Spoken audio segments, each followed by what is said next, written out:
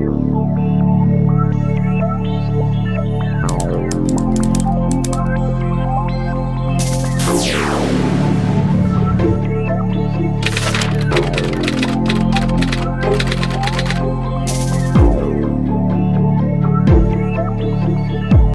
everyone, welcome back to my channel, or welcome to my channel if you're new here. I hope you're all doing so well. Welcome back to another true crime and makeup episode. Today we are covering a horrific case. It is horrific, heinous, sadistic, evil in the most evil form that you can ever imagine. We are covering the case of Dylann Storm Roof, also known as the Charleston Church Massacre.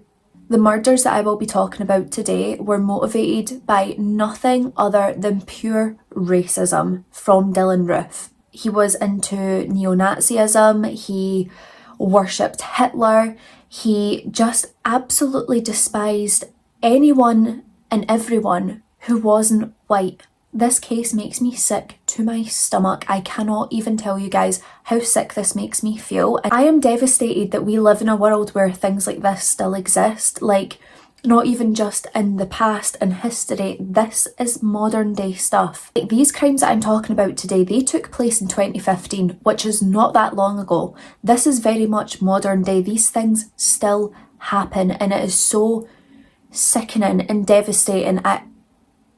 On June the 17th, 2015, Dylann Roof, he went to attend a Bible study at the Charleston Church, and there would be 12 innocent people at this Bible study, and then the 13th would be Dylann Roof, who was there for one reason and one reason only, and that was to murder the people of the Charleston Church. Now, in total, Dylann would have 10 victims, 9 of which were fatally murdered by him, and 1 was severely injured. And every single one of these 10 victims were African American. This case just really gets to me. It really hits me. See, I'm getting emotional already and we're not even in the case.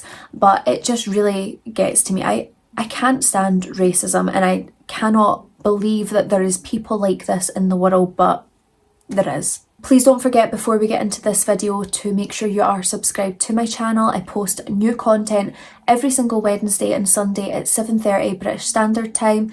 It would also mean the world to me if you could engage with the video in some way. A like, a comment, a share, all 3. YouTube does not push out my videos because I don't censor what I say and they don't like it. So anything that you could do would be amazing. All the details that you need will be in the description down below. You can leave your case suggestions in the comments, or you can send them to me via email. But I think without any further rambling and any further ado, let's get into the case of Dylann Roof. Not me taking an absolutely huge gulp of water, because this case has me absolutely raging and I have so much to express. Okay, so today on Scumbag Central, we have Dylann Storm Roof. Yeah, Dylann Storm Roof, okay? He was born on April 3rd, 1994, so he is 4 years older than me, and we also share the same birth month.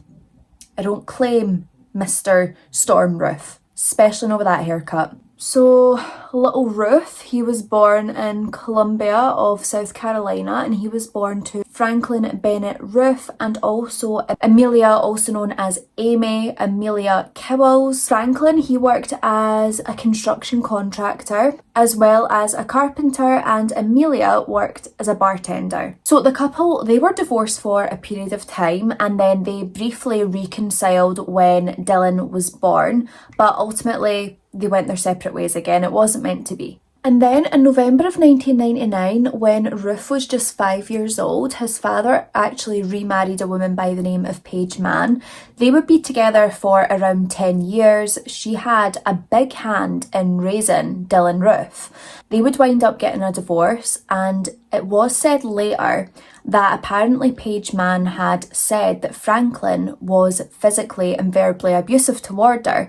Now, if this is true, good on her for leaving that situation. I can only imagine how hard it was to live in that, because according to reports, it was a pretty devastating relationship for her to be in, and I think it was a really, horrific and difficult time for her. So if she went through that situation and was able to leave, more power to her. Now, the family, they did reside in South Carolina for, most of their time, but there was a brief period between 2005 and 2008 where the family had temporarily moved to Florida Keys.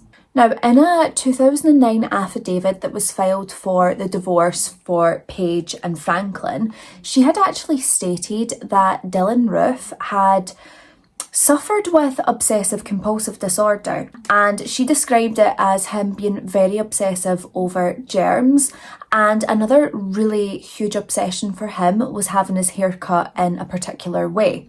Now listen, I think we can all relate in some way that, if we're used to having our hair cut a certain way and we like it that way, then we're not going to change it up. We're always going to get it that same way. And I'm sure if it was cut slightly different, we'd be like, don't like that, that's annoying. Maybe even shed a tear, okay, because I'm a bit precious when it comes to my hair. But Dylann would kick off. He would kick off. Like, if you did not have his little pumpkin bowl cut haircut perfect, he was not a happy puppy. Obsessive compulsive disorder is not funny at all, but to me it's just funny that, like, he was so dying to have his hair cut into that bowl cut so perfectly all the time. So in the space of just 9 years, Dylann Roof had attended 7 different schools. He stopped attending classes in 2010, and then ultimately he just went to completely drop out of school. He was spending his time playing video games, and if he wasn't playing video games, he was taking drugs. The norm. Now, prior to this horrific and devastating attack taking place, Roof was alternating between living with Franklin and living with Amelia in downtown Columbia and Hopkins. However, it is said that he would actually spend most of his time with his stepmother, Paige Mann. Like I said, she had a big help in raising him. And just several weeks prior to the attack, Dylann was living with an old middle school friend. So he was living in the home of his friend with their mother and also 2 brothers and girlfriend. Now, at this point, Dylann's sole focus in life on the outside appears to be drinking alcohol and taking drugs. All the time. He did briefly, and I mean briefly, right? This guy doesn't have a work ethic, right? But he briefly worked as a landscaper. This was purely down to the fact that his dad forced him to. I guess his dad just wanted him to have like some form of prospect in life. I mean, if you're not going to go to school, try and get a job. If you've no interest in college, try and get some work. However, he would end up quitting this job not long before the shooting took place. Now, when Dylann Roof was 19 years old, his mother's brother, so his uncle Carson Kibbles, he had expressed a really deep concern regarding his 19-year-old nephew. He was really worried at how socially withdrawn he was. I mean, he would spend all his time in his room. He did not want to spend any time with family, friends, peers, anyone. He just wanted to be alone in his room, no one around. Now, his uncle, obviously caring about his nephew, he tried to mentor him a bit. He tried to, take him under his wing, get him out of the house. He tried to be a guide for him. And the minute that Carson was trying to help Dylann completely cut him out of his life. It was like he was choosing, I have one path that I want to go down, and that does not involve you. And you know what I think is really sad as well is that his uncle Carson, he wasn't expecting God's work from him. He just wanted to know that his nephew was doing okay and that he was going down the right path in life. He tried to encourage him to get a job, even if it was just a part-time job, just something to focus on. And he also had said to him, you should think about getting your driving license and then you can, drive around freely if you want, or get a job elsewhere if you want to go long distance. Like, he was just trying to do the most to help Dylann. And as we've sort of briefly spoken about, Paige Mann, his stepmother, she had a huge hand in raising him. I mean, she was in his life for 10 years. And during that point, it really was Franklin, Paige and Dylann. She had a big part to play in his life. And when the divorce had taken place, it felt like very suddenly after that, Dylann completely cut off contact with her as well, despite her wanting to help him get in the straight and narrow and guide him, just like his uncle did. Now, another example of his family trying to connect and just being shunned is when his sister was getting married. Obviously, this is going to be like the best day of her life, the most exciting day of her life. She wants all her family there. She certainly wants her brother there. He had no interest whatsoever. Like, she sent out the invitations. He didn't even bother to respond.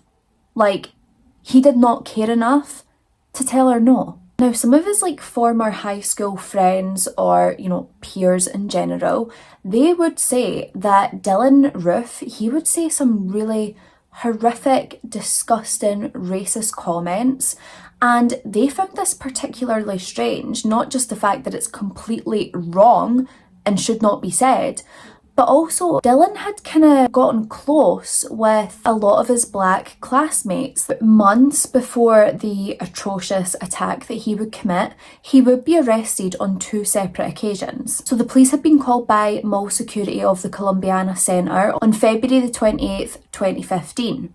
Now, the reason that the mall security had called the police is because they noticed that this guy was walking around looking very, very suspicious. He was dressed from head to toe in all black clothing, and he was going around and asking the mall employees very, very unsettling and worrying questions. And this was worrying enough that the employees flagged it to the security, who decided, we need the police to come in and question this guy because something feels a bit sinister. Now, during the police questioning, they did actually receive consent from Dylann Roof to conduct a search. Now, when they conducted this search on Dylann, they discovered several strips of Suboxone. Now, Suboxone is a prescription medication and it is usually used to treat opioid disorder. Now, this can sometimes be sold illegally and used for recreational or therapeutic purposes. It does tend to be for therapeutic purposes, but with this guy, who knows? Now, because Roof didn't actually have a prescription for the medication, the police had arrested him with a misdemeanor charge, and he was to be banned from the Columbiana Centre Mall for a year. So Roof would be investigated on March the 13th of 2015 because he was loitering in his parked car near a park, and it looked suspicious. He was actually recognised by an off-duty police officer, and they had called in their colleague to come in and investigate this. So the police officer comes to conduct somewhat of an investigation and they search his vehicle. Now, when they search his vehicle, they find a forearm grip for an AR-15 semi-automatic rifle alongside 6 unloaded magazines. What could he be needing all this for? So, of course, the police, they question him and they ask, why does he have the forearm grip for the AR-15?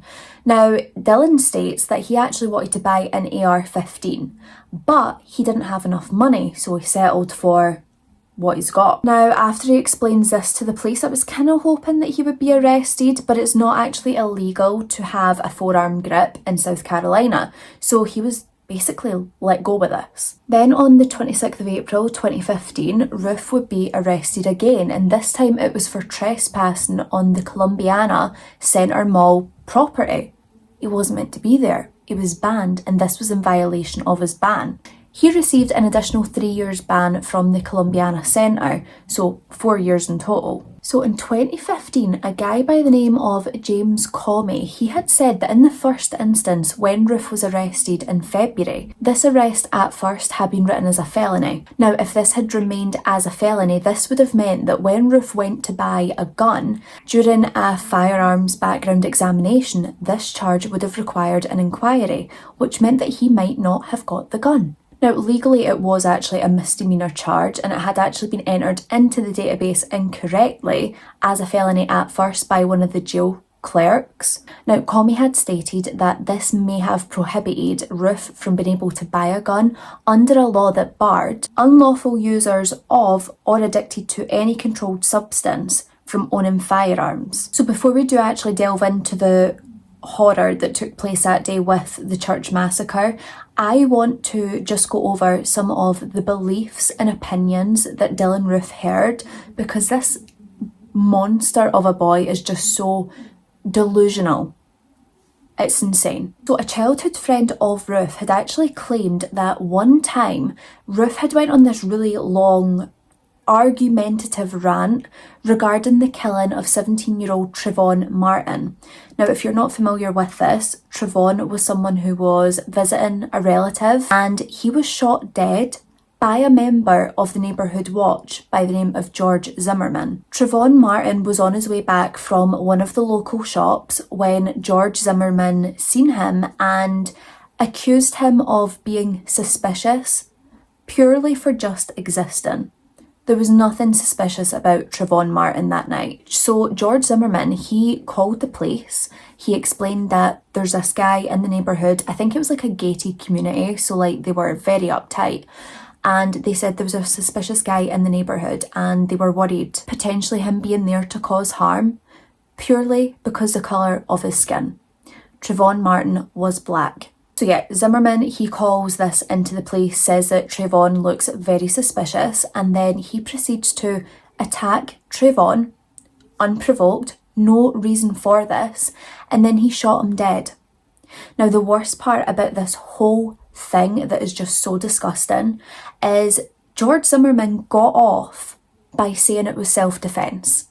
He told the jury, he told the court, he acted in self-defence against Trayvon Martin. He was let off even though Trayvon Martin did not have a single weapon on him. How is it self-defence? If you're the one with the weapon, how is that self-defence? This is a racist attack yet again. Now, this same friend had said that Roof had also went on a long rant about the 2015 Baltimore protests. Now, these protests were sparked as a result of the murder of 25-year-old Freddie Gray. Freddie Gray was someone who, again, was black. He had sustained fatal injuries whilst in police custody that caused him to die. Now, Roof, being the disgusting racist that he is, he said that he believed that Trayvon Martin and Freddie Gray, they both deserved to die apparently, and he said that he hated that black people were taking over the world. How can you be so racist and so ignorant and stupid? And honestly, what just frustrates me so bloody much is the fact that Roof had told neighbours, friends, family that he had plans to kill people of colour. He told people this. He even said that he was going to target the College of Charleston and murder people in there. No one took this seriously. No one believed that he would do it, and therefore no one thought it was something that had to be reported to the police. For the love of God, if someone tells you something like this and you know that they're a bit unhinged, because everybody knew that Roof was a bit of a weirdo, if you know this, report it, and see, even if they're not serious and you still report it, at least then you know. Now, Dylann Roof, he also had a website that had been registered to him on February the 9th of 2015. Now, this website just had the most outrageous, disgusting and vile things on it that you could imagine. So on the website he had a cache of photos, him standing with a handgun, him with the Confederate battle flag. He was also photographed with the recognised neo-Nazi code numbers 88. Sorry, I forget that I'm Scottish sometimes when we say it like 88, but I should probably say 88. Now these numbers are actually an abbreviation for Hail Hitler. He's one of them. He's one of them weirdos. On like, why the obsession with Hitler? Can we just drop him out? The guy's been gone long. Let's leave him. And on his little website, he could also be seen spitting on and also burning the American flag.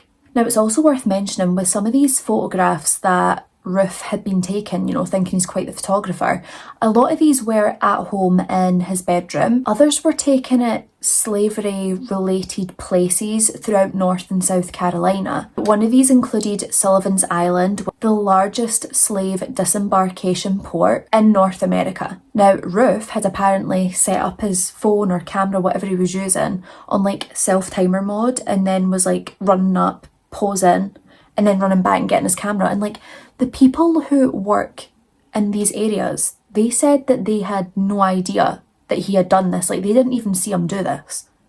But the photos are there. So suddenly, Roof, he's an author, right? He puts together a manifesto. So it was 2,444 words written by him. Now, in this manifesto, he put across his opinions and his beliefs to select groups of individuals. I will list now the sections that he divided this manifesto into, but I'm going to try and say it in a more proper way because the way he worded it was derogatory, obviously, because he's a nasty, evil racist. I'm going to try and say it a bit more proper, and if I don't, I'm so sorry. Like, I mean, no offence whatsoever. So in his manifesto, he had broken this document down into multiple different sections. So there was a section purely on Black people, people of colour. There was a section on Jewish people. There was also a section on Hispanic people, the people of East Asia. Also a section on patriotism, and then the last section was an explanation. But first, I wasn't actually going to include any of his little manifesto that, you know, he wrote up by himself. I never really wanted to give the wee guy's manifesto any look in, but I just feel like we need to understand just how stupid and horrific this scumbag is. So an excerpt that I've got here is, "I have no choice. I am not in the position to, alone, go into the ghetto and fight. I chose Charleston because it is the most historic city in my state, and at one time had the highest ratio of blacks to whites in the country. We have no skinheads, no real KKK, no one doing anything but talking on the internet. Well, someone has to have the bravery to take it to the real world, and I guess that has to be me." Like, sir, why have we got like a hero complex going on here? Like, he thinks he's so important, and he actually thinks the ridiculous crap that he spouts is the God's honest truth, and it's not. Ignore how crazy I look, but I decided I'm actually going to read another excerpt as well because this is hilarious. It opens up by saying, "I read the Wikipedia article." Red flag right away, like, Wikipedia? Let's cross-check our sources, people, okay? But he read the Wikipedia article, and right away, I was unable to understand what the big deal was. It was obvious that Zimmerman was in the right. You know, George Zimmerman that we've just spoken about, who murdered an innocent young black man simply for the colour of his skin and simply for existing. Him. But more importantly, this prompted me to type in the words "black on white crime" into Google, and I have never been the same since that day. The first website I came to was the Council of Conservative Citizens. There were pages upon pages of these brutal black on white murders. I was in disbelief. At this moment, I realised that something was very wrong. How could the news be blowing up about Trayvon Martin while hundreds of these black on white murders got ignored? So according to web server logs, it does say that Roof's website was last updated at 4:44 p.m. on June the 17th, 2015. And Roof had stated, "At the time of this writing, I am in a great hurry." And it's just so eerie because we know what's going to happen next and why he's in such a hurry. So devastatingly, on the 17th of June 2015, there would be a horrific mass shooting at the Emmanuel African Methodist Episcopal Church. Now, this was downtown Charleston of South Carolina, and at the point when the shooting took place, there was a Bible study going on that evening that had 13 people in total attending this Bible study, one of which would be the mass shooter. Now, the shooter was described as a white male around the age of 21 who would later be identified as Dylann Storm Roof. Now, Roof would open fire using a handgun where he would proceed to murder 9 people and severely injure 1. All 10 of his victims were African American. So Roof had entered the church around 8:16 p.m. and can you believe this, but he went to participate in the Bible study with 12 other people of that church. Like, in their sacred place and space, He sat there. Him and his bowl cut. And do you know what really breaks my heart? Like, this whole case breaks my heart, right? And I feel like I'm going to get emotional because I've honestly been researching this case so much and every single bit of it gets me emotional, and I really thought I had got all my emotions out when I was doing the research. But what makes me so sad is that this evil monster carried so much unwarranted hatred toward black people, people of colour, the black community, everyone. And yet when he went to this Bible study, they all welcomed him with open arms. A white boy was welcomed with open arms because they weren't thinking like that. They don't think the way that he thinks. And to know that he was going to murder them when they all welcomed him. Now, when the Bible study participants all began to pray, that is when he would stand up and draw out his handgun. Right away, he aimed his handgun at 87-year-old Susie Jackson and her 26-year-old nephew, Tywanza Saunders. By the way, I'm so sorry if I'm getting his name wrong. Please forgive me. But her nephew immediately stood up and tried his best to talk down Roof, trying to talk him out of this, telling him that it's not the right way, asking why he wants to do this. And as Tywanza is trying to talk him down, Roof responds with the most outrageous... Do you know what? I'm just going to read it to you, right? So Roof responded saying, "I have to do it. You rape our women and you're taking over our country and you have to go." First, it's not your country, right? Okay, everyone, every single person in that country is as entitled to be there as anyone else. And actually, you're the asshole that should be wiped out of the country, no one else. Right away after he responded saying this, Tywanza knew exactly what was going to take place, and immediately he dove in front of his 87-year-old grandmother, Susie Jackson. Now, Tywanza's mother and also his 5-year-old niece, they would survive this massacre, terrorist attack that was committed on the church because they lay on the ground and pretended to be dead.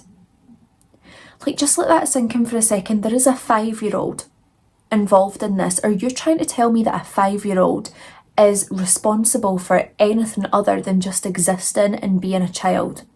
Now, Roof did actually decide that he was going to spare one woman, and that was Polly Shepherd. He actually turned to Polly and asked, "Did I shoot you?" When Polly Shepherd responded no, he said, "Good, because I'm going to need someone to say what's went on here because I'm going to kill myself and you'll be the only survivor." Can I just ask, people like Roof, right? And I know, like, this sounds bad, please, forgive me if this comes out the wrong way. But if you're going to commit a horrific crime and then you're going to kill yourself after it,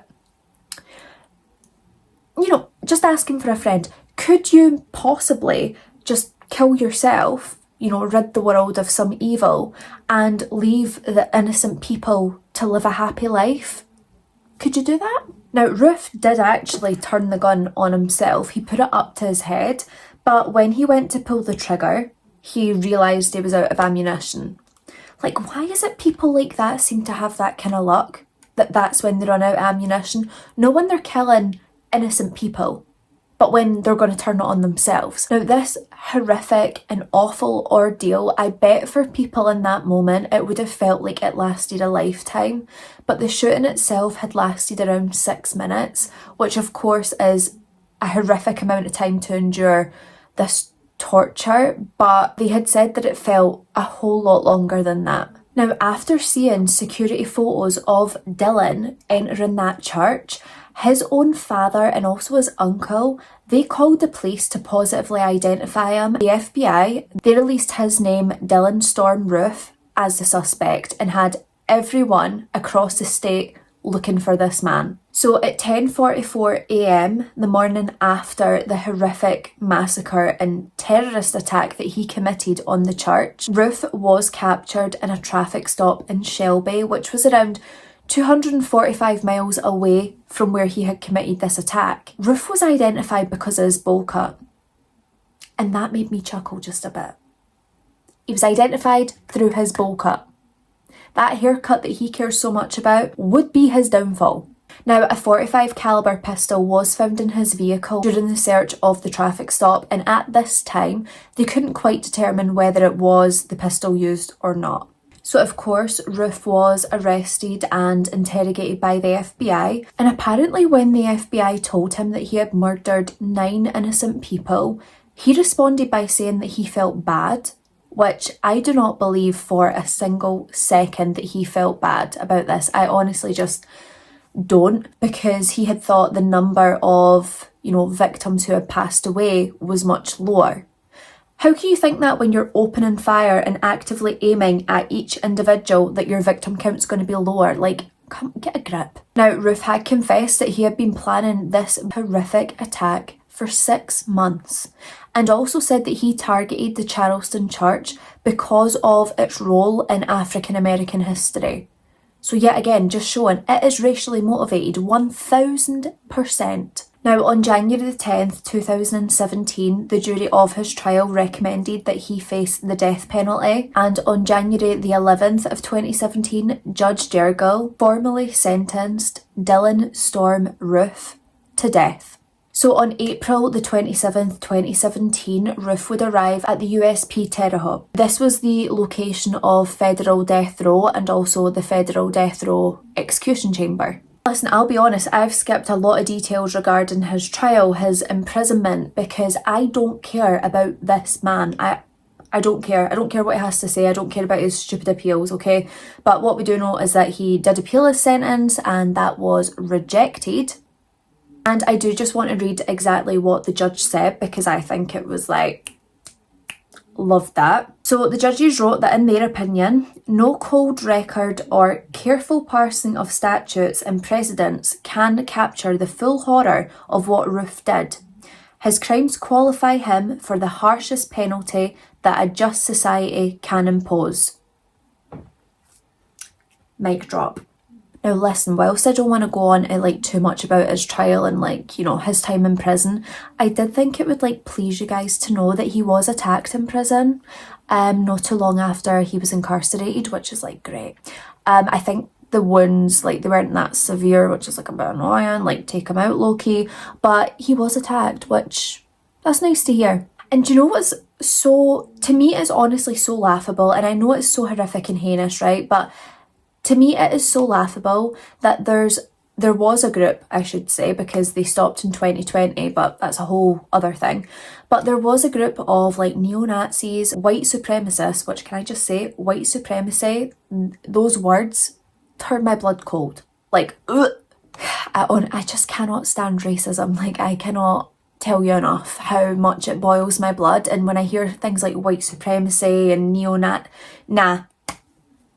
don't want to hear it. But this group, they named themselves the Bowl Patrol in commemoration of what Dylann Roof did.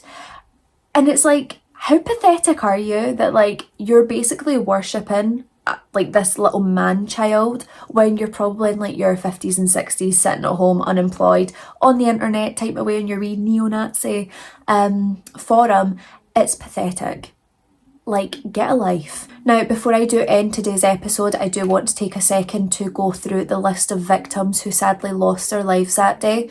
If I can find photos of them online, I will absolutely put them up on the screen. I just want to send love, prayers, hugs, everything that I possibly can to their families. I just know that no one will ever recover from what they've had to endure, and losing a loved one in that way and through those circumstances is just so horrific. I can't even put it into words, and I hope that the victims of this horrific massacre are now at peace. So let's just take a moment to remember the beautiful victims who lost their lives in this devastating case. So first I've got Clementa C. Pinckney, that was the church's pastor and a South Carolina state senator. Cynthia Graham Hurd, a Bible study member and a branch manager for the Charleston County Public Library System, sister of former state senator Malcolm Graham. Susie Jackson, she was the oldest victim at the Bible study and was also a member of the church choir. Ethel Lee Lance,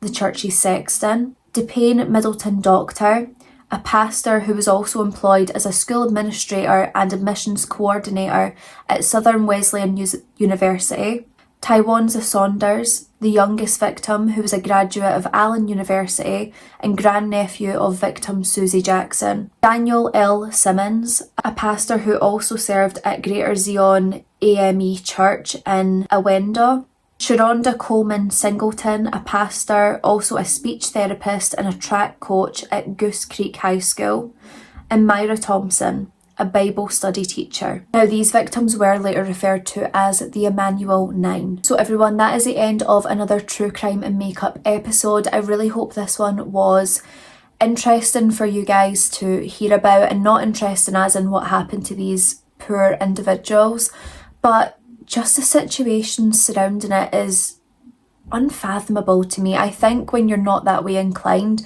you will never ever be able to understand why these people commit these crimes.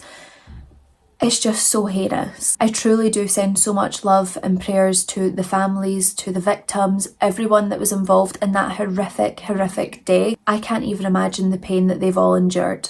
Please don't forget, if you do enjoy true crime and makeup, don't forget to subscribe to my channel, put the notification bell on so you don't miss when I upload, which is every Wednesday and Sunday at 7:30 British Standard Time. If you do enjoy this video, please don't forget to engage with the video in some way. A like, a comment, a share, all three goes such a long way. Because I don't censor what I say on YouTube, they don't really like it, so they don't push my videos out, and I find it really hard to get any reach on my videos. So whatever you can do to engage in the video would mean so much to me. Don't forget, in the comments down below you can leave your case suggestions, or you can email them to myself, which you will find in the description below, alongside my social media handles, so my Instagram and TikTok.